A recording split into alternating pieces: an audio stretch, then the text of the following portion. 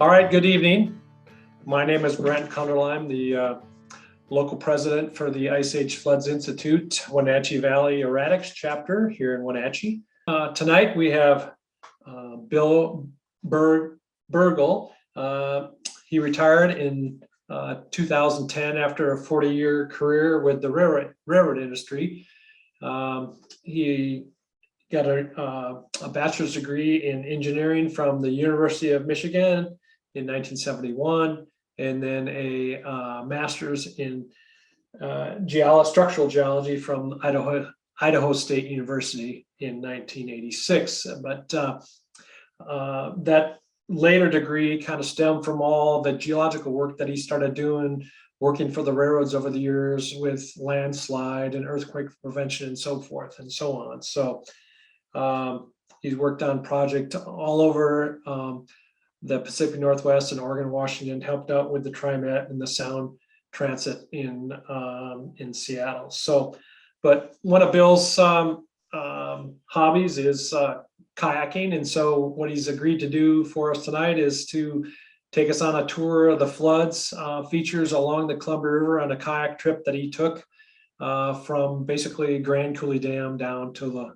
Willamette River. So, without any further ado, we would like to introduce Bill and have him give his presentation. Thank you.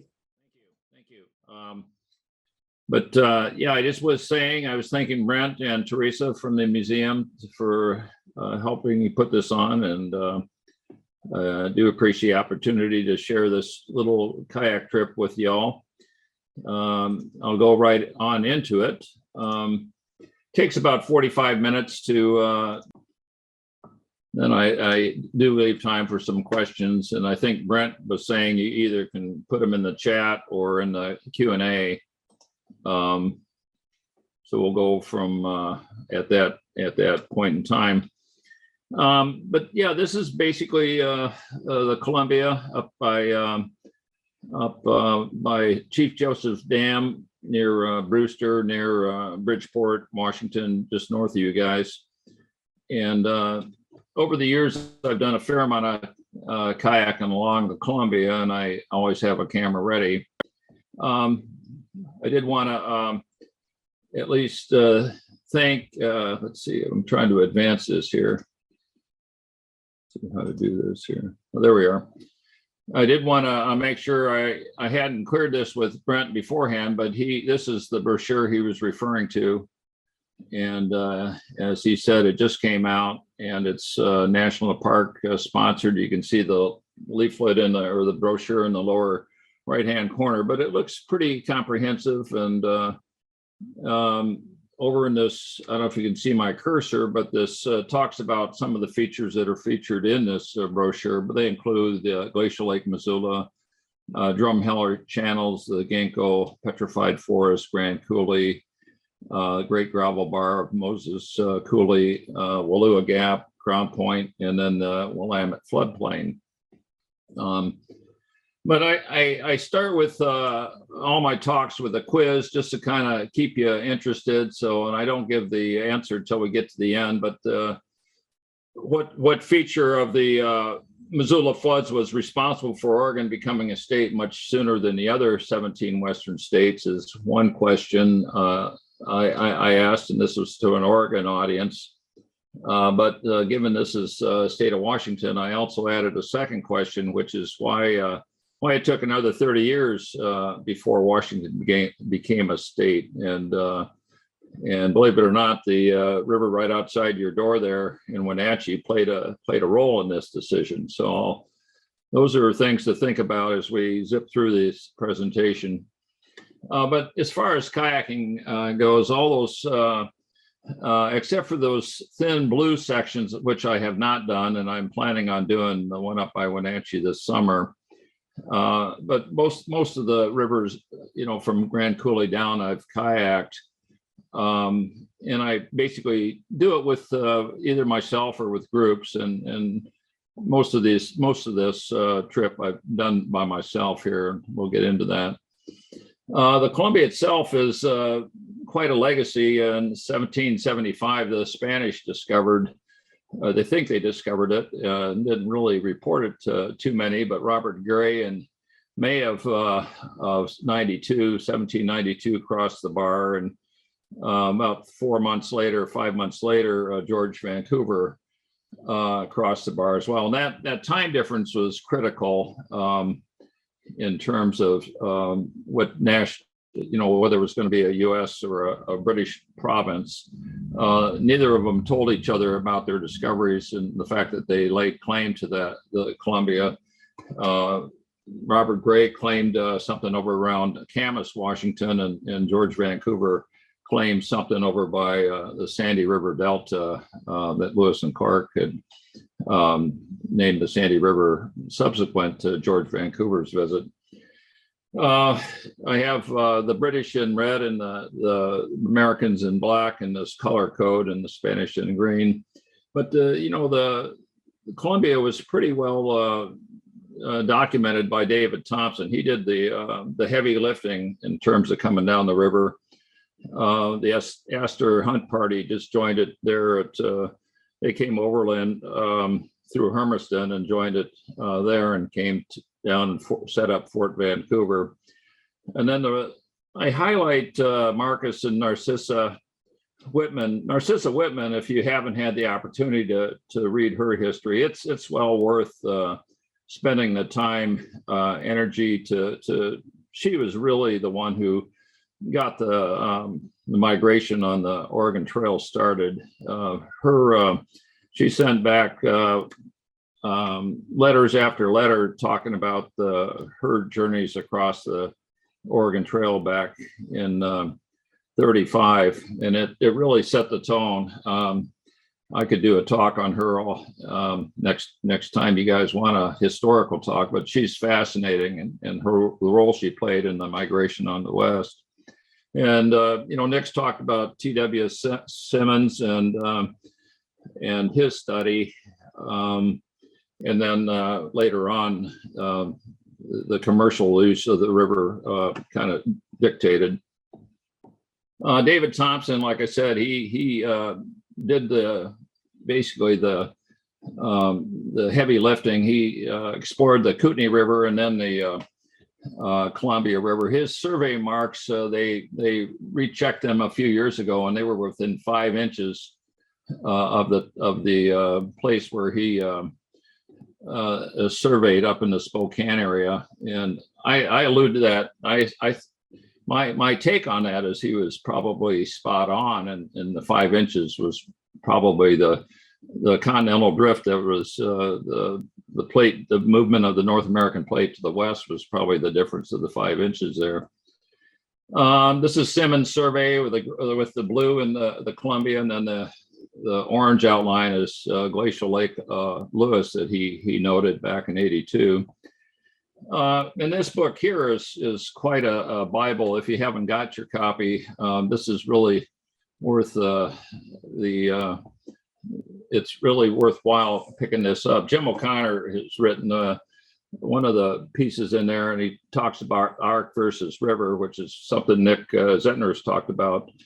And the Columbia is pretty special in that it's the only continental scale river that transects an active volcano arc as it cuts through this chain of volcanoes.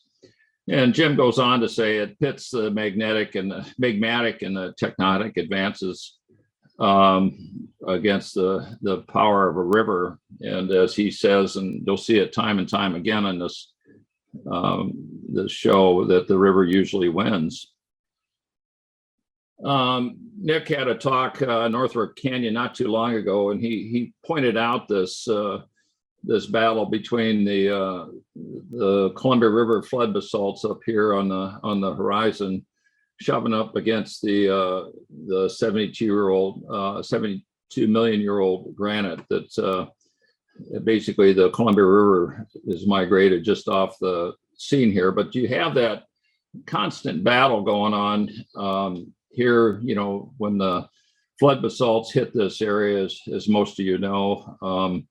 You got Northrop Canyon, where Nick was a minute ago, up here in the yellow, and just the displacement of the the Columbia River by the flood basalts was pretty much mimicked also in the Snake River Plain. You have the same battle going on with the Snake River Plain flood basalts shoving the Snake River to the south. Yeah, Paul, I wish you could talk here, but it's not an old story. I mean, some of these calderas, this is Crater of the Moon up in here, but some of these calderas that the Yellowstone hotspot migrated through here were in this area. We're in the 10 million years old, 6 million years old up in this area here. So it's much more recent than the 16 million year old Columbia River basalts up north. But the same thing happened in Snake River Plain. You have the basalt shoving the Snake River up against the Basin and Range Mountains there, which were just coming up from an extensional basis there. And then you also have the same phenomena along the Columbia River, as well as the Bonneville floods, as Jim O'Connor pointed out. Again, the largest floods, Missoula floods, are in the upper right-hand corner, but just below is the Bonneville flood, which was right in that same time zone. And here's a few shots of some of the Snake River Plain, where all the water of the that flowed from Glacial Lake Bonneville up at Red Rock Pass and flowed down through the Snake down through Twin Falls. And again, where erosion was constricted and where it was constricted, and deposition where it widened out. But this is an aerial view of the Twin Falls area, where you had these two flows. Basically, the flow of the Bonneville flood bifurcated just upstream at Burley, and this is looking upstream, where basically you had about 40% of the flow of the flood upstream from Twin Falls, but downstream you can see it did a number on there where you had 100% of the Bonneville flood flowing through here. And Susan mentioned that Jim gave you guys a talk about Bonneville flood not too long ago, but this is some of the shots along the Snake River Plain, which is I kayaked this quite a bit when I was at Idaho State, but there's a guy jumping off the bridge, the Perrin Bridge, if you ever decide to do some paragliding there. Another shot, again, it widens out, and so you get a depositional horizon. And again, this is your arc versus river, where you've got this basalt just shoving the Snake River way to the south along the deal. And then you have the same phenomena here where you have the glacial floods intermixing just south of Lewiston, a place called Tammany Bar. And you've got the rough, you're about 500 miles from Red Rock Pass here, and about 250 miles from the ice dam up on Lake Pend Oreille to meet this point. But you're in a kind of a backwater here with the Missoula floods, where this was the main channel coming down for the Bonneville floods. So you can see that in the rock size in the silt. This is an aerial view of Lewiston, and I've circled where I think that Tammany Bar is. That's Atlas sand and gravel there, and looks like that. I think that previous picture was from Tom Foster, and he would basically, I think he probably got permission to get in there, and we would have to do the same. But the reason I kind of mentioned a little bit about the Snake River and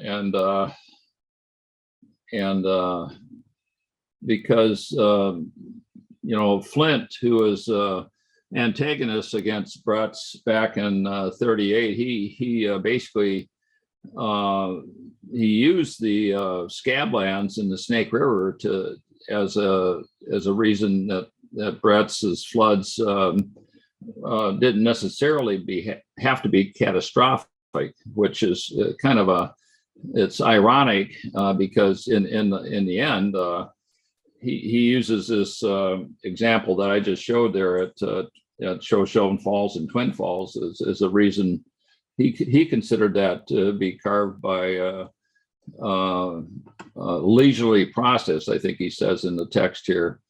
So I thought that was, he says, I'm not aware of any unusual floods that have been held to affect the upper Snake River Valley or river. So as you know, the process was the same in both cases, and as Brett has proved to be correct in this.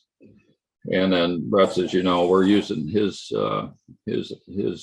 knowledge all over the universe, thanks to Vic. Well, let's get back to the kayaking here.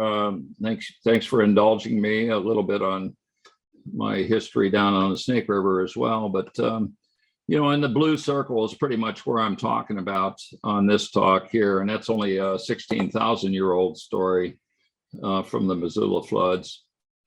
Again, in that yellow bracket is where I'm going to talk about.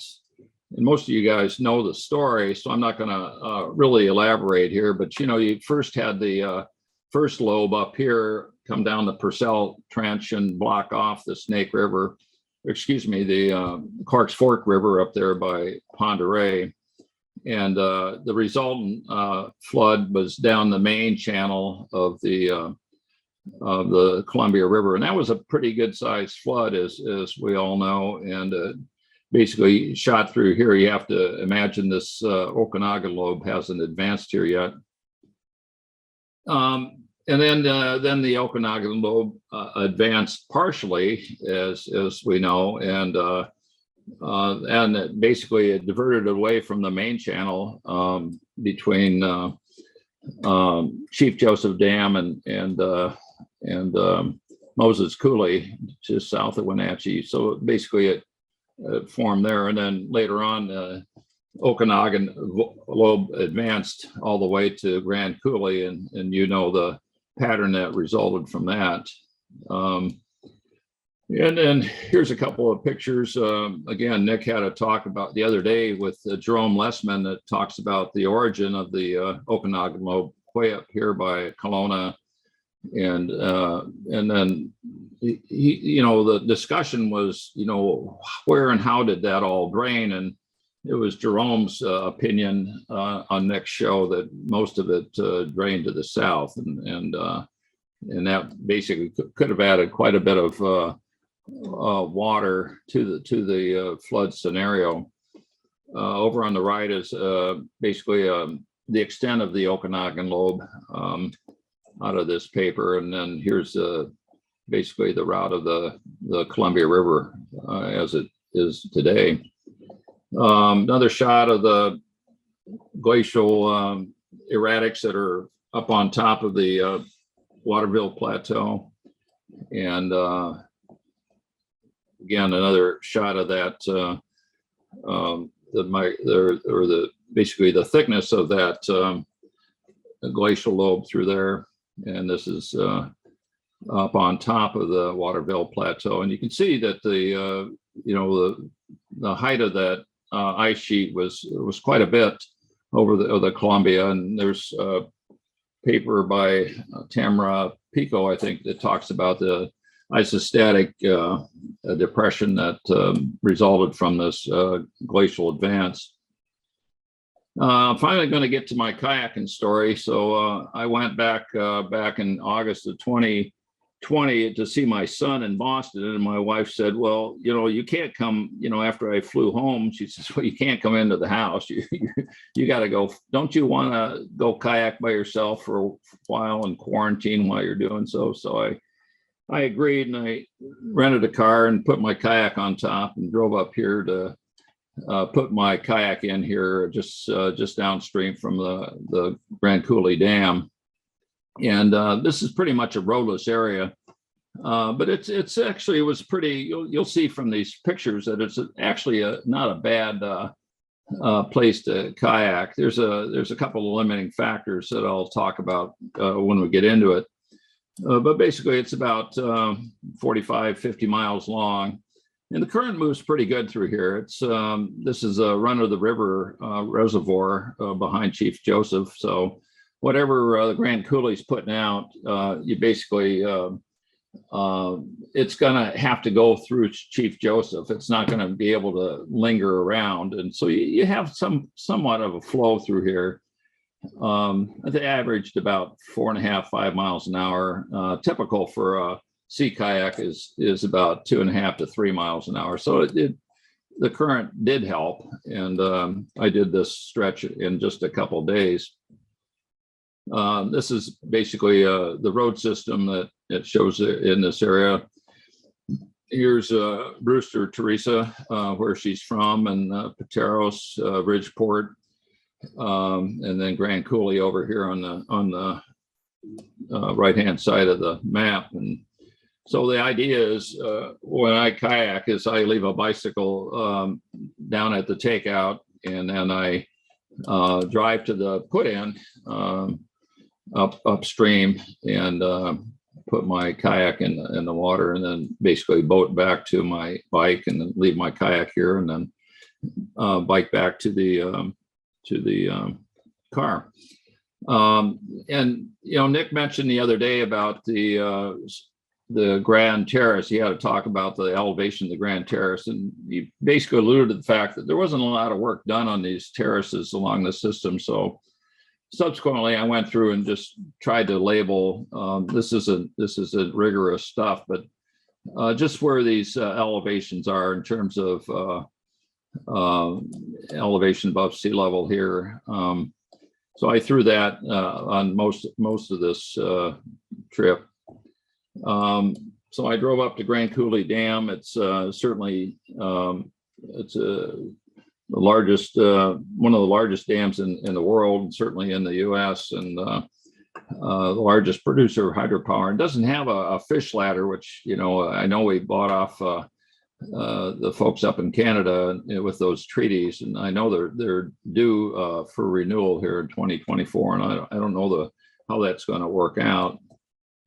But Irwin back in '38 did the geology and pretty much nailed all those geology from what they knew at the time. But he certainly found the granite down there to pin the dam into, and all that is quite evident downstream, which is where I put in.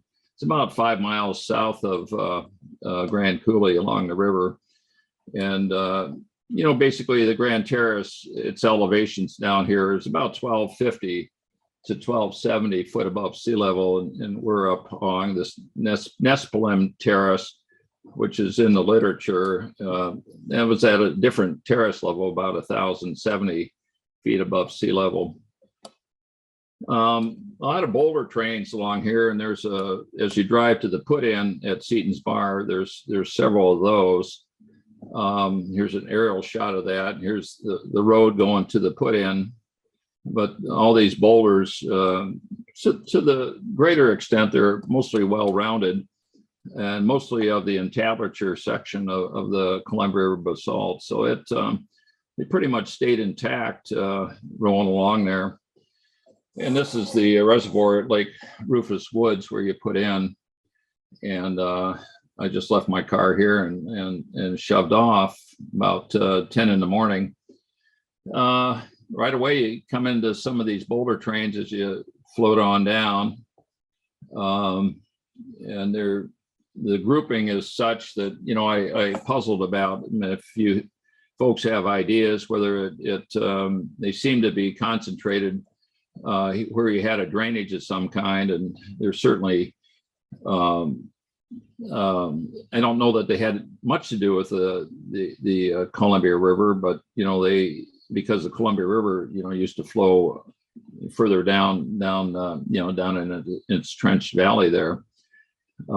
So anyway, that's some of these boulder bars that, there's probably 11 or 12 of these concentrations between Grand Coulee and Bridgeport. So they were quite remarkable, as was this lake bed sediment that's just downstream, about 8 or 10 miles from the put-in. And I didn't spend time looking at the fine-grained sediment. I know that Sky Cooley spends a lot of time looking at that, and so does Brian Atwater. But I just kind of paddled on by. Maybe next time I'll take a little further time looking at these lake beds. It seemed to be varved, and so it certainly seemed to be the silt from a lake bed. You also have this arc versus river issue all along, where you have the Columbia River basalt just sitting there on the south bank of the Columbia all the way through here. And the previous in 24, the hydrologists that went down there did a pretty good job of marking out all the rapids here. And there was a rapid at this location that seemed to be formed, in my humble opinion, that by this landslide that was there. Again, some more boulder bars along there. As you can see, they're quite they stand out quite a bit. The lake itself, and this is one of the reasons it might be a little bit sketchy to kayak down here, is there's no the lake hasn't been there long enough to cut any benches or beaches to where you could camp. So camping, I did find a few spots to set up a tent. You'll see where I ultimately figured out where I could camp. But it was basically, there's not much of a strand line cut yet by the lake, and it's pretty it's not running water, so to speak. It's pretty much impounded, so not too many beaches along this stretch. But there are fish farms, and there's about 5 or 6 of them, and they're fairly unpleasant to camp by. So don't plan on camping by because of the smell these things emit. There's another reason I was going to pull over for lunch here, but that didn't work. This guy let me know that he was probably as scared of me as I was of him. So I just kept on going. Made it down to some of these fine grained lake bed sediments along here. This is a Google Earth shot of that same outcrop. And I'm up here about, I've gone about 15 miles to date, or by this time of day, and some coarse bed sediments. Here's a close-up of that same photo. It looks like, once the lake, I'm going to guess that the lake bed sediments were impounded behind the advance of the glacier or the Okanagan lobe. Of course, the Okanagan lobe might have filled the whole valley here too, but at some time you had an impoundment there, and then you had a subsequent flood, Missoula floods down the main stem here. So we're up in that area where both probably occurred. You've got some of this fairly uniform scree deposits, from the north side, mostly crystalline rocks from the migmatite that's up in that area. Quite a few drop stones. These are some of the larger ones. And then some varved that you can pull over and take a look at this. Medium-sized drop stones that must have dropped off of out of the lake that was there from the icebergs. Another drop stone, some of this very fine grained stuff with some small clastinate. Another drop stone. This is looking south at some of this terracing that you see come along. It's a beautiful river to kayak along. Not too many power boats. Again, it takes a couple, 3 days to float down through here. Certainly less if you have current, which this first day I did have. So I migrated at least far as the star is on this first day, and moving right along with these boulder bars, some of this fine grained sediment with some old soil horizons in there with bedding. Looked to me like an ash layer in there again. Looks like it'd be a good master's thesis to come along here and do a lot of this work that I don't think too many folks have been down in here. I know that Sky Cooley just a couple of months ago went out there with Richard Wade and Brian Atwater, but I just heard about that. This is as far as I got that first night. They had set up this campground for kayakers and boaters and that sort of thing, but I don't think anybody stayed there in the last 6 or 7 years. It was pretty rough looking, and ran into a rattlesnake on shore, and so I decided to camp out on the dock, which again, nobody bothered me all night. But given the rattlesnake and given the bear, I set up a paddle there on the gate, figuring that if the bear came along, he would make a racket and at least wake me up. So that's the reason for the paddle there. Again, the CRB contact up on top of the 72 or the older rock, and this. If you're looking north and you look at the highlands, you can see it. This is the extent of the Columbia River basalt, and the basalt probably ran up against this, and so did the Columbia River. And all these mountains here turn the river to the south as I'm getting close to Chief Joseph now. Here's a kind of a fluid kind of emplacement, kind of almost like a lahar or mud flow type thing. Getting close to the takeout. This is the only, when you get on the south side of the river, there's a couple of places you put in on the north side, but this is on the south side, Brant's Landing, which is just upstream from where I take out here. This is Chief Joseph. And basically this is the valley to the right of this picture is where the Okanagan lobe came down from Canada through there. And so I made it in 2 days, moving along. Again, it was pretty good the first day for current. The second day, you could tell they weren't generating any hydro power. I think it was on a weekend, so there was very not much flow in the river. So I only averaged about 3 miles an hour coming out.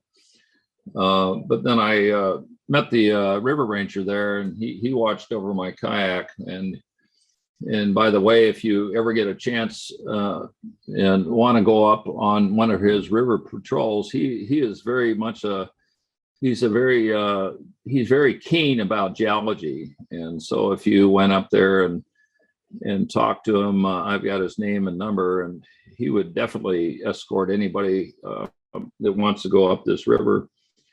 On his daily patrol, he goes up about 35 miles and patrols the river as part of the Corps engineers, management of the Chief Joseph Dam. So he's a geologist wannabe. He watches Nick on the rocks all the time. So he and I kind of hit it off, geologically speaking. Chief Joseph Dam was built, back in the 50s, and it's the second largest hydropower producer in the U.S., and it used to be called the Foster Creek Dam, which is, as you guys know, is the source of the Moses Coulee, or one of the sources, I should say.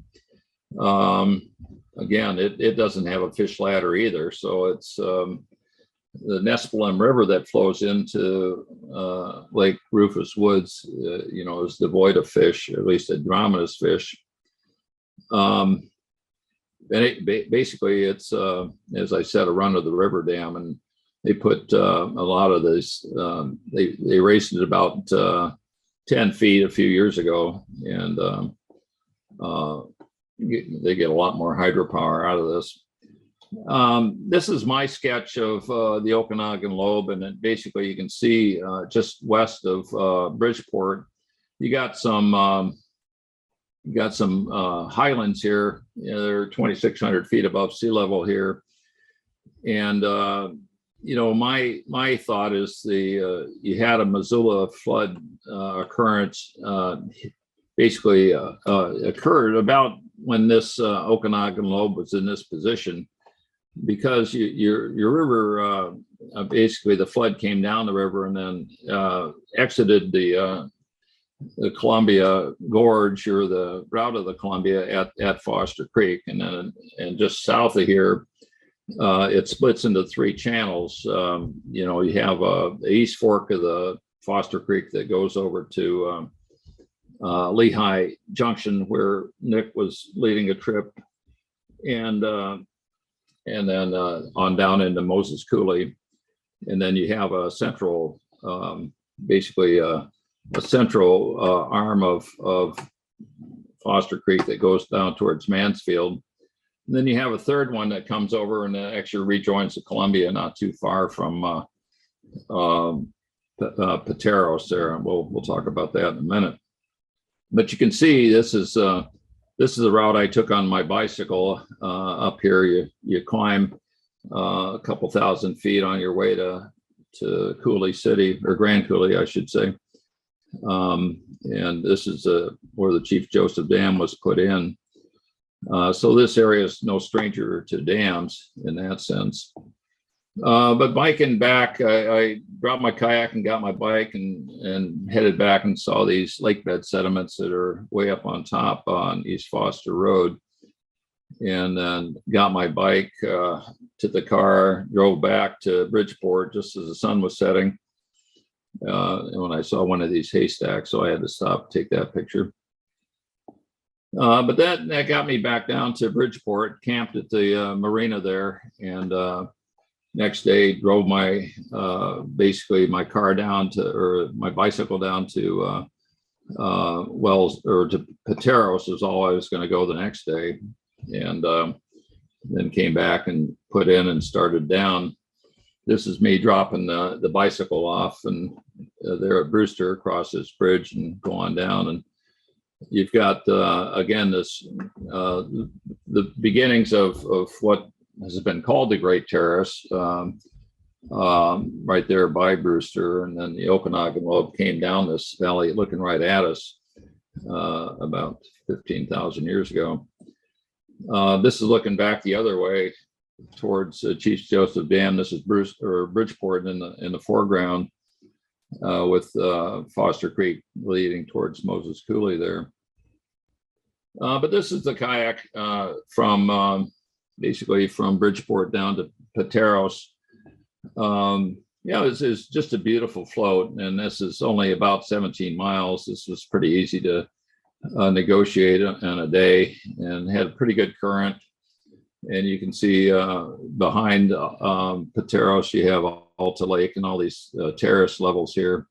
And I went through, and this is not a rigorous thing, but I threw in these elevations of this Great Terrace, which was bisected by different flows as well. This is going back, another shot of Pateros there, and in the top of the Great Terrace. And then I threw some LiDAR images here. It's a little easier to see the terraces there with the state of Washington LiDAR. You can see these flat surfaces up here, and this is one down by Alta Lake. So I basically camped in downtown Pateros, and the next day was forecast. Well, this is another shot of the Pateros and the different terrace levels. So I got to basically went back, bicycle back, got my car, came here, and they allow free camping on the city park there at Pateros. It's a lovely city. And I had just 5 miles was all I was going to do the next day for two reasons. One, there was a huge windstorm that was forecasted to hit this area about 9 a.m. on the next day. And I had 5 miles to go, and I averaged, if the water's flowing, easily 3 miles an hour. And I figured, well, I can do that 5 miles in the time, I got up, if I got up early. And so this is 6 a.m. in the morning, and you can see the flag is limp. And so with that, I drove my bike down to near the next dam down, which is Wells Dam, and then came on back and put my boat in the water and started down. And at first I was fine. This is probably about 7 a.m. and I figured I had 2 hours to get to the to get to my bicycle. This is Wells Dam down here, and you can see the different terrace levels here. And this is kind of where one of the overflows from Foster Creek, West Foster Creek, tended to come up in this area here.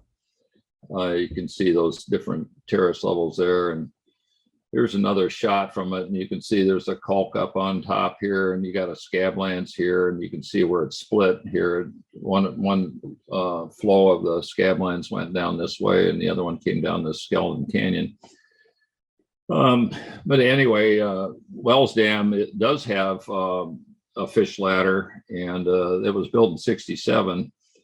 And the whole idea of going up into Canada with all these dams, you can see over there on the Kootenai River, you have quite a few more dams. But that's another shot there at Pateros, looking at that on my bicycle back so I'm driving back to get into the car, and then I got out of the river in time, and then I got back to when I bicycled back. Here's what the wind was doing. So the windstorm was in full force, and I literally got off the river and just with maybe a half hour to spare. And that fire or that wind was also created all the fires up by Bridgeport that burned part of the town and advanced on Mansfield. And then as I got home, it burnt quite a few cities in Oregon, as I was to find out. This is when I got back to pick up my bicycle and the kayak. I had a hard time getting the kayak on the car, but you can see that would have been pretty stupid to be out there on the water. Yeah, you don't want to, that whitecap condition is not a good place to be. But anyway, I was done with my trip, and saw all these clouds coming, so I decided to get out of town, but not before stopping at the Pateros Bakery. And you owe it to yourself to go in there and grab something from this fine restaurant downtown Pateros. But I drove over Cascade or the Highway 20 over the North Cascades, stopped at Alta Lake, and this is some of the detritus, the class that you see in the Grand Terrace. And then Alta Lake was carved by floods and glaciers up on top here, and you can see the smoke from the fires down beyond. So that was the end of my first trip. And then last year I decided to put in at Wells Dam, and then took out at down by just south of Wenatchee at the hydro park, the Billingsley Hydro Park. So that trip I did with a few folks, and off I went. Again, the Great Terrace there, more Great Terrace. Zip down into, there's lots of boulders along here. You can see that. The river does a good job of sorting. You get down closer to Chelan, you can see where it splits. One lobe goes up towards Lake Chelan, the other one down valley. Another shot of the LiDAR shot. You can see these terrace levels, really jump out at you with LiDAR, and you can see that from a river level. How this big glacier lobe kind of split itself in half there down by Chelan. And most of you guys know the story of that, Lake Chelan, where you can see the two glaciers. The one, the Alpine Glacier, advanced to about the Columbia River, probably even dammed the Columbia River. May have been one of the results of some of the the lake bed sediments there. But then the Okanagan lobe pushed it the other way and then melted it about where that star was. This is the river that drains the Lake Chelan. You can see the terraces looking east on the east bank of the Columbia there, and we got some CRB boulders that roll down from the east side. Another shot of the channelization of some of that, the first terrace. This is where we camped there at BB Bridge. More shots of some terraces. But it does dominate, the strand line of that terrace does dominate all through there. Good spots, good shots of the rock complexes on the west side of the river. Sorting of some of that, some of the had to be Missoula flood stuff. Earthquake Point, which is just upstream from you guys, and good shots of the ribbon rock there. Camp there, where I guess you had one of your field trips camped here not too long ago, but it was a beautiful state park, which is well signed in terms of the Missoula flood, and then the constriction of the Missoula flood at just south of Daroga State Park. Another LiDAR shot that shows some of the ripple marks up on top of that terrace, up by where the highway is. You have this blockage there, or constriction in the Columbia, so you get this big eddy that sets up, and you get these depositional bars that you'll see again down by Rowena Crest, down by just below the Dells. Some more of the rock. This really didn't have anything to do with the Missoula floods. You got a boulder, CRB boulder, that rolls down into near Turtle Island, and you got some of this Swakane biotite gneiss there at the rock. And I'm gonna basically I saw all this from a Google Earth, but I saw this this structure here, and I basically want to ask the group here. I'm sure you guys know what caused that, but I was in a dark as to what that long linear structure is about, and it looks like it comes down to the river level here in places. Another shot of the terraces and just above there, and then the sorting in the Wenatchee area was just downstream from. This is just about where the Wenatchee River comes into the Columbia. I was quite struck with some of this sorting and how clean these areas were. Looking west, and this is again some of the terracing on Pangbourne Bar that you could see. It looked to me like the further downstream you go, it looked like the ripples were going both ways from that. I'll go through these pretty fast because this is familiar with most of you guys. Me being a freight train guy, I had to follow the freight trains out of Wenatchee, and knowing they had to climb up to Quincy Basin, so I followed those along. And shots of Moses Coulee coming into his way home. And then basically I really didn't get into back into the river. There's some of this strand line. I'll skip all through here. You guys have seen all this stuff. But I get down to this pattern ground down by Crescent Bar. And now this next stretch, I got about 5 more minutes and I'll be done here. But I did Hanford Reach several times, which is where the Ringgold complex is located, and deposit, and did that a few years ago. The Hanford Reach, which we picked this time with, I was with about 8 other kayakers, and we camped right along the Ringgold Formation, right through there. Basically, these landslides are recent phenomena due to all the return water coming from the diversion from Grand Coulee. The nice thing about these landslides is they do give you places to set up camp. So they're nice. The Columbia River here is 50 miles. The first 25 miles moves really fast. You're moving about 6-7 miles an hour. You can see that the depositional regime changes all through here. It's another old landslide down towards getting close to Ringgold there. Paddling through the Tri-Cities, where the Snake comes in here.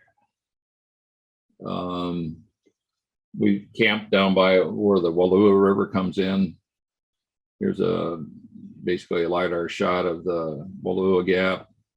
And then there's probably 5 days a year you can kayak through Wallua Gap, and we picked one of those dates. And it wasn't too bad with the pretty majestic hills up through the gap there, just all through there. It was just wonderful to kayak through there. Get down by Hat Rock, and you break out into the where the Columbia swings to the west. Another trip, I went up by where the Deschutes River comes into the Columbia, and this is Miller Island, which Nick's talked about these diagonal bands that go through the Columbia River basalt. And I think he was scratching his head, and so am I, about the origin of those diagonal bands. This is in the river where you're looking at the flow of the Missoula flood, basically right through this area. It's about 1,100 feet up, and you can see where it's dropping down into a place called Moody, which is the mouth of the Deschutes River. And this is the way it used to look at Solisle there. This is all the so-called scablands where they built the bridge, which is right over Solisle. Near a portion of Solisle Falls right there at the dam. And as you get downstream, you get to Fairbanks Gap, which is a big deal on the Columbia, or on the Oregon Trail, which was basically this red line was the Oregon Trail that cut down through here and went on into the Dells, which is just off the picture. But this is also a big diversion for the Missoula floods that came down through the Deschutes River and flowed all through here.